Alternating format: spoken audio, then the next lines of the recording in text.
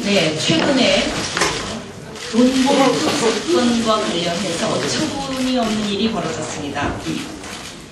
초청장을 돈봉투로 둔갑시키려던 검찰의 시도가 결국 헛발질로 끝났습니다. 정치검찰이 한나라당 돈봉투 사건을 물타기 하려고 우리 당 김경혁 예비후보에 대해서 구색 맞추기 오버 액션을 한 것입니다. 자기 자신들도 이것이 헛발질임을 자인하고 물러섰습니다. 돈봉투를 수사하라고 우리가 했는데 초청장 봉투로 민주통합당을 공격하려고 한 것입니다. 사실 지난 11월 검찰들은 내사 단계에서는 압수수색 금지하겠다 이런 말을 한 적이 있습니다. 그런 검찰이 민주통합당 예비후보에 대해서는 무작정 압수수색하고 범죄자 취급을 한 것입니다. 자신들이 말한 것을 자신들이 지키지 않은 것입니다. 자, 이제 초청장 다음에는 또 무엇으로 시비를 걸려는지 모르겠습니다. 앞으로 검찰은 다시 헛발질 안 하기를 바라겠습니다.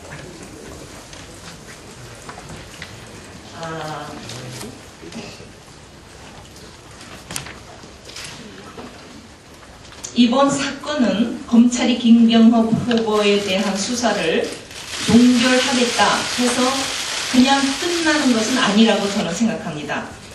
권력에 빌붙어서 야당에 대한 표적, 기획수사를 일삼아온 검찰이 정말 자신들이 반성도 없이 계속해서 이러한 못된 일을 지속적으로 하고 있다는 데 대해서 국민들이 분노하고 있습니다.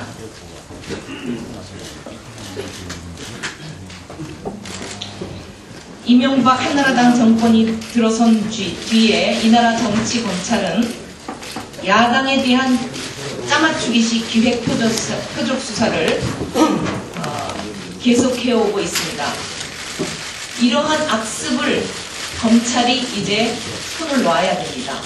그리고 정권에 붙어서 국민을 위협하는 그리고 야당을 위협하는 이러한 수사는 이제 그만해야 됩니다. 김경호 후보에게는 물론이지만 민주통합당과 국민 앞에 공식적으로 사죄할 것을 강하게 요청하는 바입니다. 지금 보면 진짜 돈봉투 수사를 하라고 국민들은 요청하고 있습니다. 그러나 진짜 돈봉투 수사를 검찰은 아직 본격적으로 착수하지 않고 있습니다. MB의 형님 이상득, 또 멘토인 최시중, 참모 박희태, 이 돈봉투 삼형제 비리가 검찰의 눈에만 보이지 않는 것 같습니다. 국민들은 모두 알고 있습니다. MB 형님 이상득 의원은 여기서 계좌에 있던 7억 원은 내 돈이라고 했습니다. 그렇다면 이는 금융실명제법을 위반한 것이고 그 돈의 출처를 밝히기 위해서라도 전격적인 소환 조사가 필요한데 아직까지도 늦장입니다. MB의 참모인 박희태 국회의장의 돈봉투 살포에 대해서도 집사격인 조정만 수석비서관만 검찰 소환을 받았습니다. 왜 몸통은 그대로 두고 깃털만 건드리는 것일지 국민들은 실망하고 있습니다. 또한 MB 멘토 최시중 위원장이 2008년에는 촛불전국 수습용, 2009년에는 미드와법 통과용으로 돈봉투를 살포했다는 사실이 드러났습니다. MB 돈봉투 삼형제 앞에서는 침묵하고 야당의 초청장 돈봉투는 칼을 들이대는 검찰. 의장실 수사는 안 하고 화장실 수사만 한 것 참으로 가관입니다. 검찰에게 요구합니다. 저희가 CCTV를 공개해달라고 요청했는데 아직 CCTV 공개 안 하고 있습니다. 다시 한번 촉구합니다. 그리고 검찰은 김경혁 후보, 우리 통합당 국민에게 사과하십시오.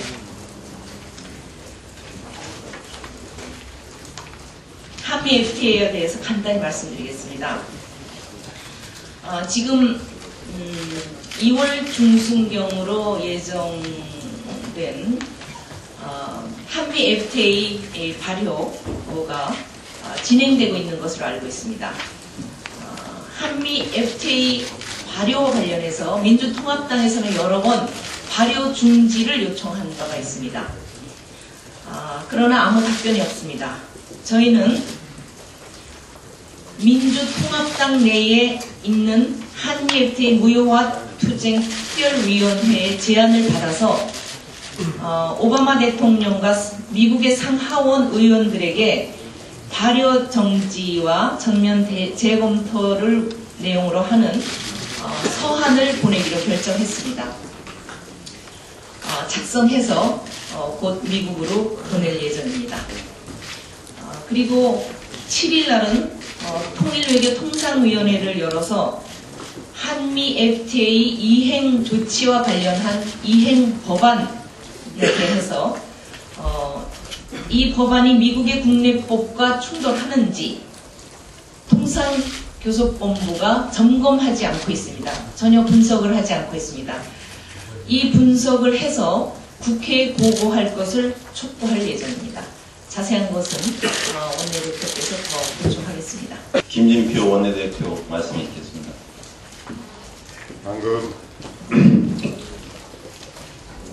한명숙 대표님께서 말씀하신 한미 FTA 무효화 투쟁 특별위원회에서 제안한 한미 FTA 발효 중지를 요청하는 오바마 대통령과 미 상하원에 대한 서신을 전달하겠다는 것, 그리고 7일날 통일회를 열어서 그동안 미국은 한미 FTA 한국주 이행 법안이 국내법과 한국의 법과 저촉되는지 여부를 전반적으로 검토해온 것으로 알려지고 있습니다. 그런데 우리 통상교섭본부와 법무부는 우리 야당의 여러 차례 요구에도 불구하고 미국의 이행 법안이 미국의 연방법과 주법과 충돌되는지에 대하여 면밀한 검토를 하지 않고 있습니다. 이런 부분들을 발효 중지 요청과 함께 통일을 열어서 정부 측에 촉구하고자 합니다. 오늘 박태호 신임 통상교섭본부장이 국회를 찾아와서 저희 당의 인사를 온다고 연락이 왔는데, 박태호 통상교섭본부장에게도 이와 같은 우리 당의 한미 FTA 발효 중지 요청과 면밀한 재검토 요청, 이것들을 전달할 계획입니다.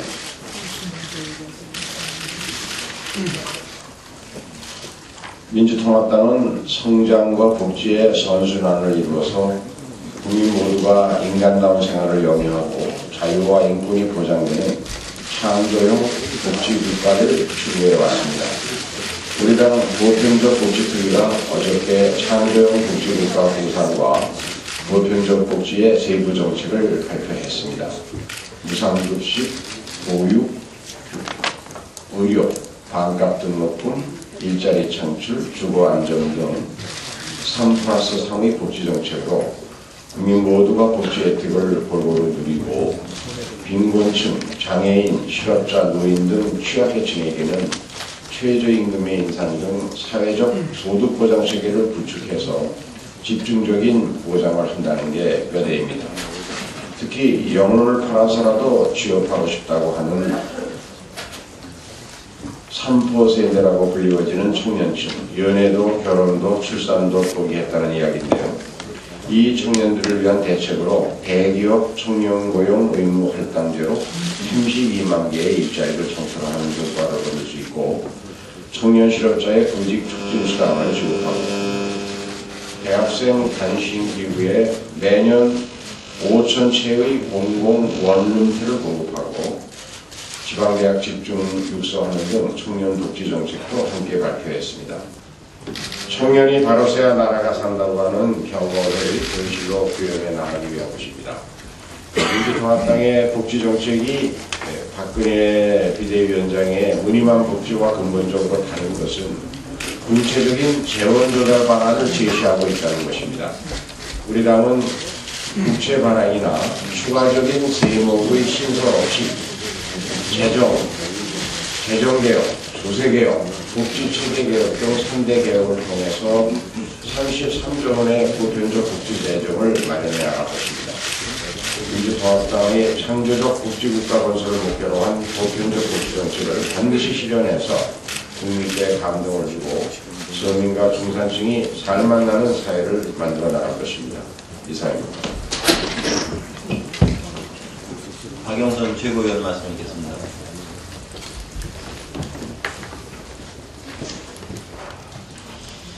오늘 아침에 보니까 한 스님이 한나라당의 당명 개정과 관련해서 이런 글을 페이스북에 올리셨더라고요.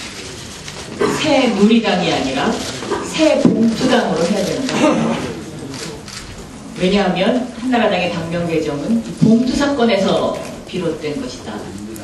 우스갯소리이긴 합니다만은 언중유골이라고 생각합니다. 저 입장에서는 이제 복사기의 이름이 새누리 복사기로 바뀌었다. 이렇게 이야기를 드릴 수가 있겠습니다. 왜냐면 지난 4년 동안 박근혜 비대위원장의 그 행태랄까요? 그 족적을 살펴보면 MB하고 손잡고 날치기 법안 80여 개 통과시키는데 동조했습니다. 그런데 이 날치기 법안들이 대부분 다 재벌들의 어떤 그 청탁이나 부탁이 수렴된 그런 법안들이었는데 이때는 아무 말도 안 하다가 이제 와서 경제 민주화 하겠다고 합니다. 또 4대강 밀어붙일 때 단 한마디 얘기도 하지 않았습니다. 따라서 이런 그 당명 개정을 하기 전에 저는 박근혜 대표가 지난 4년간에 있었던 행적에 대해서 국민에게 사과를 먼저 해야 되는 것이 아닌가 그렇게 생각을 합니다. 국민에게 사과가 없는 당명 개정과 분칠하기는 국민을 속이는 것이고 제2의 MB와 다를 것이 없습니다. 이상득 의원 측에 공천 헌금이 전달됐다라는 이제 그 보도가 나왔습니다. 2억 원이다. 액수도 지금 여러 가지로 점점 시간이 지나면서 불어나고 있는데요. 이것이 이제 검찰 그 공천 헌금을 건넸다는 사건 핵심 관련자의 진술에서 나온 것이고 검찰 조사에서 이것이 밝혀진 것입니다. 그렇다면 당연히 이상득 의원을 소환 조사해야 합니다. 그런데 지금 검찰의 입장은 어떻게 진술만 가지고 우리가 소환 조사를 할 수 있겠느냐라는 것입니다. 이 말을 뒤집어 놓고 보면 한명숙 총리 사건 때 증거라고는 거짓된 진술 그거 하나밖에 없었습니다. 자, 똑같은 진술인데 한쪽 진술은 재판장까지 가서 무죄가 선고되는 상황이고 또 한쪽 진술은 어떻게 진술만 가지고 조사를 할 수 있겠느냐라는 것입니다.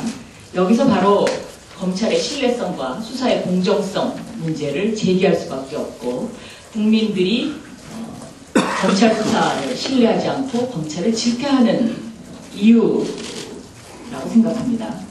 이상득 의원 반드시 소환 조사하셔서 이 문제에 대해서 검찰이 국민의 신뢰성을 회복할 수 있었으면 좋겠습니다.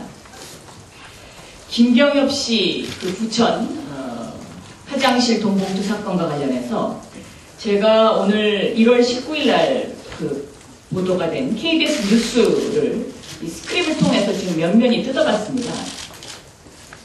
그랬더니 여기 녹취가 3군데 등장하는군요. 첫 번째 녹취는 선거 현장 입구 옆에 화장실이 있어요. 선거하기 30-40분 전에 화장실에서 동거래하는 거 봤어요. 라는 것입니다. 저는 검찰 수사의 ABC 가운데 이 KBS 보도 직후 그 다음날 바로 검찰이 교육문화회관 압수수색을 들어갔는데 이 녹취에 등장하는 3명의 인물에 대해서 반드시 사전에 조사가 이루어졌어야 된다고 생각합니다. 그리고 이 조사는 불가능한 것이 아닙니다. 이 조사는 음성에 대한 과학적인 분석에 의해서 이 사람이 누구인지도 현대의 과학은 밝혀낼 수 있습니다. 그런데 과연 이 조사가 이루어졌느냐? 저는 묻지 않을 수 없습니다. 여기에 대해서 오늘 검찰이 좀 답해 주십시오. 그리고 두 번째는 선거하기 30-40분 전에 화장실에서 돈 고려하는 것을 봤다. 이렇게 지금 되어 있는데 분명히 김경엽 씨의 CCTV는 선거가 끝난 후에 출판 기념회에 초청장을 나눠준 것입니다. 이 시점부터가 다릅니다. 여기에 등장하는 이 녹취가 이것도 굉장히 많습니다. 그러니까 일반적인 리포트의 갈래로 봤을 때 녹취가 4번 등장합니다. 그러면 4명의 증인이 있었다는 것이거든요. 여기에 대해서 왜 검찰은 단 한 번의 조사도 하지 않고 말을 하지 않는지 이 부분에 대해서 제가 공개 질의하는 것이고요. 또 한 가지는 여기 좀 의심되는 부분이요. 1월 19일 날은 첫 보도가 있었던 날입니다. 그런데 검찰은 조만간 관련자 조사와 현장의 CCTV 압수수색 등을 통해서 사실관계를 파악하겠다고 밝혀 돈봉투 수사가 새로운 국면을 맞게 됐습니다. 라는 것이 마지막 기절입니다. 그러면 이 보도가 나가기 전에 검찰과 사전 교감이 있었다는 얘기거든요. 이 부분에 대한 그 사건 경위, 내사 경위 반드시 밝혀야 된다고 저는 생각합니다. 이 부분이 해결되지 않으면 보도 시점과 압수수색 시점, 설 연휴 직전에 이루어진 이러한 그 교육문화회관에서의 화장실 돈봉투 사건은 계속해서 국민적 의혹을 받을 수밖에 없다는 점을 다시 한번 강조드립니다. 이상입니다. 박지원 최고위원 말씀 있겠습니다.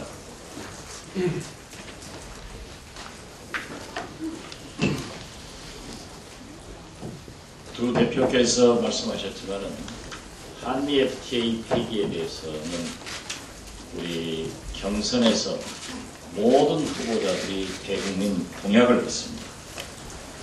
특히 경제 민주화를 추구하는 우리 민주통합당으로서는 골목 삼고 서민 보호를 위해서도 반드시 한미 FTA는 폐기돼야 한다는 말씀을 다시 드리면서 저는 제 야당과 시민단체, 종교사회단체가 함께 공동 집회를 통해서 국민의 의지를 밝힐 필요가 있다는 것을 공식 제안합니다.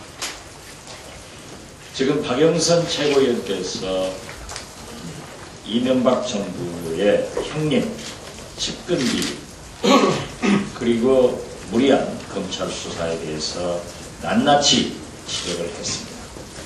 이명박 대통령은 덮으려고 하면 켜진다 하는 말씀을 명심하시고 조속히 모든 의혹을 수사해서 국민 앞에 밝히고 대통령으로서 대국민 사과를 반드시 해야 된다 하는 말씀을 드립니다.